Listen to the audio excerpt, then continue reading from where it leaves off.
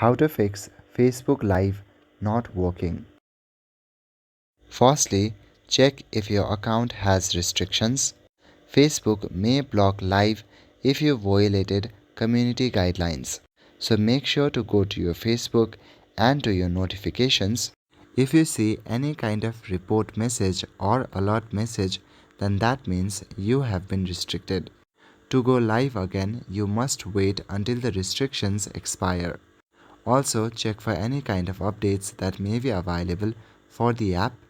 If you see an update option, then click on it to update your app.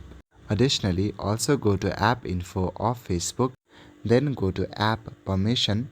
Now click on Camera and select Allow Only while using the app. Go to Microphone and do the same.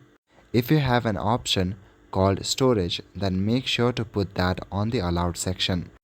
Also, make sure to check your network connection. If your current network is lagging, then make sure to switch your network.